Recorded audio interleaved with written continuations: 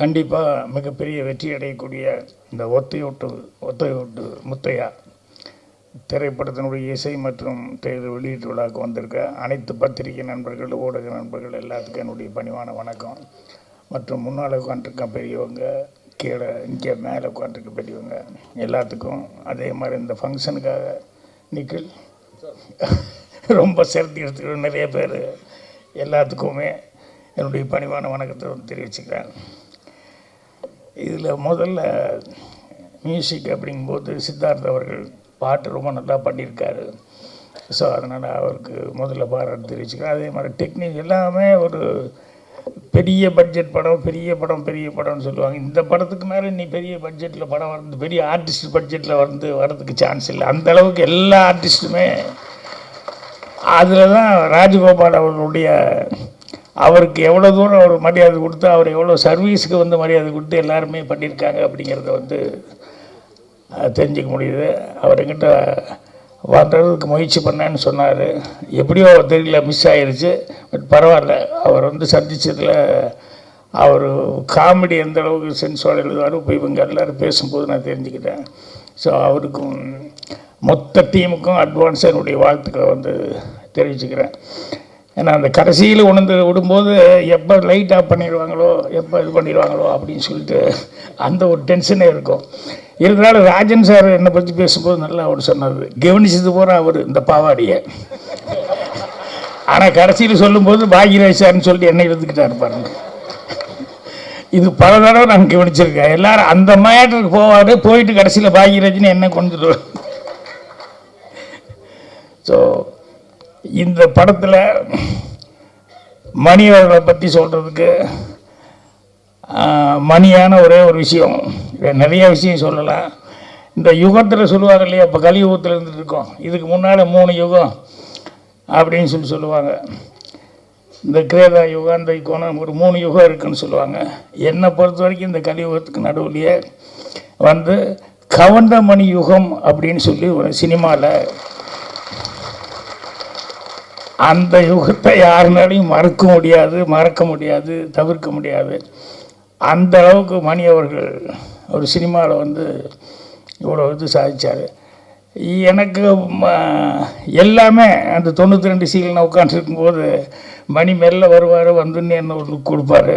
என்ன ராஜன் அப்படின்னு, வாங்க மணி அப்படின்னு உட்காந்து அப்படி பார்ப்பார். அங்கே வந்து இந்த ஜோசியம் பலன் உங்கள் எதிர்காலம் அப்படின்னு சொல்லிட்டு புக்கு இருக்குது. உடனே மணி எடுத்துட்டு, ராஜன் எனக்கு கொஞ்சம் பாருங்களேன் அப்படின்னு.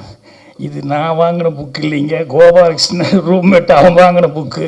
இருந்தாலும் உங்களுக்கு படி தெரியுமல்ல, பாருங்களேன், என் கையை பார்த்துக்கிட்டு இதை பார்த்துக்கிட்டு என்ன இருக்குது சொல்லுங்களேன் அப்படின்னு சொல்லுவோம். எனக்காக காமெடியாக இருக்கும். ஏன்னா நமக்கும் ஒன்றும் அதை பற்றி ஒரு பெரிய இன்ட்ரெஸ்ட் இல்லை. ஆனால் அவர் புஸ்தகம் இருக்குதுன்னு சொன்னோடனே காமிப்பார். அப்புறம் பார்த்துட்டு படிச்சுக்கிட்டு, இல்லை கண்டிப்பாக வந்துடுவீங்க மணி, என்னெல்லாம் வந்துடுவீங்க அப்படின்னு சொல்லிட்டு. ஏன்னா ஒரு மனுஷனுக்கு ஹோப் கொடுக்குறது ரொம்ப முக்கியம் இல்லையா, அதை வந்து சொல்லிட்டு இருப்பேன். அதே மாதிரி எங்கள் டைரக்டர்கிட்ட மிகப்பெரிய போராட்டம் பண்ணி அந்த ரயிலில் மணி தான் நடிக்கணும் அப்படிங்கிறதுக்கு எத்தனை நாளாக வந்து அது ஒரு பெரிய ஸ்ட்ரகிளிங் ஆகி, அப்புறம் நைட்டில் வந்து அவரும் டெய்லி கேட்டுக்கிட்டு இருப்பார். பாலகுருணன் நானும் எல்லாமே பயங்கர போராட்டம். அதுக்கப்புறம் நைட்டு 12:30 மணிக்கு எங்கள் டைரக்டர் ஓகே சொன்னதுக்கப்புறம் 12:30 மணிக்கு வந்து எல்டாம்ஸ் வாசலில் அந்த படிக்கட்டில் உட்காந்துருக்காரு மணி, வெயிட்டிங் எனக்காக. என்ன ராஜன் என்னாச்சு, வாங்க அப்படின்னு சொல்லிட்டு, என்ன சொல்லுங்கள் வாங்க சொல்கிறேன் வாங்கன்னு அப்படியே ஆலயமன் கோயிலுக்கு கூப்பிட்டு வந்து, அப்புறம் நானே கற்பூரமெல்லாம் வாங்கிட்டு வந்தேன். இதை முதல்ல கொளுத்தி சாமி கும்பிடுங்க மணி அப்படின்னு சொல்லிட்டு ஓகே ஆயிடுச்சு அப்படின்னு. ஆனால் அந்நேரத்து கோயிலெலாம் பூட்டி தான் இருக்குது. இருந்தாலும் அது கற்பூரத்தை கொளுத்தி இது பெரிய லைஃபுக்கு ஒரு பெரிய இதாக இருக்கும் அப்படிங்கிற மாதிரி சொல்லி கும்பிடுங்க அப்படின்னு சொல்லிச்சேன். இதெல்லாம் இன்னும் அப்படியே மைண்ட் நின்றுருக்கு. அதே மாதிரி சுதாவுக்கு ஒரு டைலாக் எழுதினேன். ஏன்னா ஃபஸ்ட்டு ஹீரோவை நடிக்கிறான் ரயிலில். ஸோ முதல்ல அவன் பேசுகிற வார்த்தை வந்து ஒரு நல்ல வார்த்தையை ஒழுகணுமே அப்படின்னு சொல்லிட்டு அந்த ரயிலில் டைலாக் எழுதும்போது அப்படியே ரொம்ப யோசிச்சு, அது பழனியில் தான் ராத்திரியில் 12:30 மணிக்கு உட்காந்துட்டு அவன் ஹேர் கட் பண்ணிகிட்டே பாட்டு கட்டுற ஆள். ஹேர் கட் பண்ணிகிட்டே வந்து அவன் பாடணும் அப்படிங்கும்போது ரொம்ப யோசித்து நல்ல வார்த்தையாக இருக்கணும்னு சொல்லிட்டு எல்லாருக்கும் நேரம் வரும் தெரிஞ்சுக்கோ, அது நல்லவருக்கே நிலைச்சிருக்கோ புரிஞ்சுக்கோ, கல்லாருக்கும் செல்வம் வரும் தெரிஞ்சுக்கோ, அதை காப்பாற்றத்தான் புத்தி இருக்கணும் புரிஞ்சுக்கோ அப்படின்னு சொல்லி சுதா இருக்கிறதுன்னு அதை அப்படியே கவுண்டர் மணிக்கு தான் கரெக்டாக போடணும். நல்லவராகவும் இருந்திருக்காரு, வல்லவராகவும் இருந்திருக்காரு. அதே மாதிரி கிடைச்ச ஒரு சந்தர்ப்பத்தை எப்படி காப்பாற்றிக்கணும் அப்படிங்கிறதுக்கு பாருங்க, அதில் பயங்கர கண்ணு கருத்துமாக இருப்பார். நான் இப்போ கூட சொக்கத்தங்க டைமில் கூட ஷூட்டிங்கில் பார்த்தா இந்த செந்தில் இருக்கானே, செந்தில் வந்து அவனுக்கு நம்பியாரன் கூட நடிக்க ஒரு சான்ஸ் கிடைச்சோடனே டெய்லியே ஒரு தடவை அழுதுருவான். ஷூட்டிங்கில் ஷாட்டுக்கு வாடான்னு சொல்லி கூப்பிட்டா உடனே அழுதுருவான். நான் நம்பியாரன் கூட எல்லாம் நடிப்பேன் அப்படின்னு சொல்லிட்டு.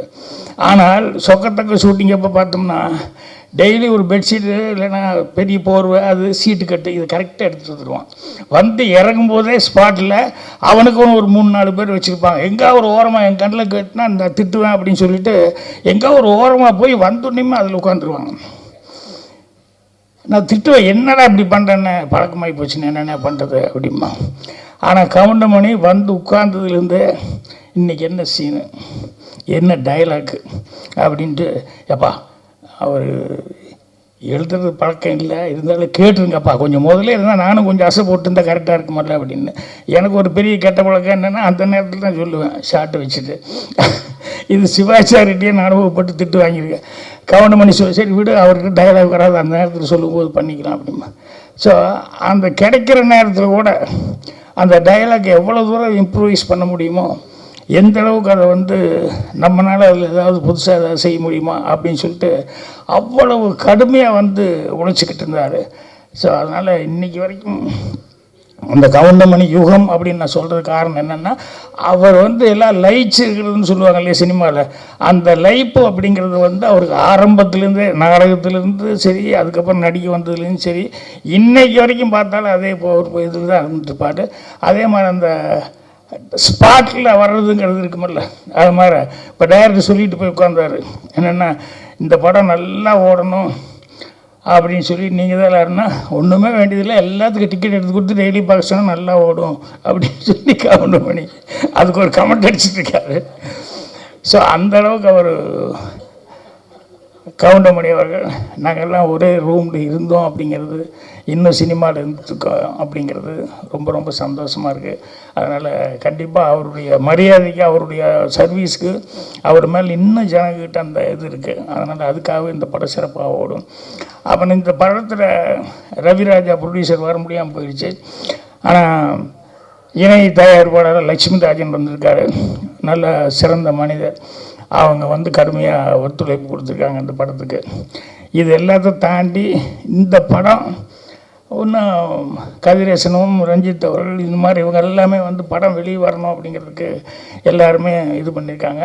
இதுக்கு எல்லாமே ஒரு சின்ன ஒரு என்ன சொல்லுவாங்க, அச்சாணின்னு சொல்லுவாங்களே சின்னதாக, அது மாதிரி புவனேஷ் இவன் தான் கடைசி நேரத்தில் இந்த படம் வெளியே வர்றதுக்கு ரொம்ப கஷ்டப்பட்டு எல்லாம் பண்ணிக்கிட்டு இருந்தான். அந்த புவனேஷ் அவர்களுக்கு, வாயா நீ யாருன்னே தெரியாது, எப்பா ஒரு சால்வு கொடுப்பா, எங்கள் ஏஜ்லேயே நிறைய டிகிரி வாங்கி நிறைய படிச்சிருக்காப்புல.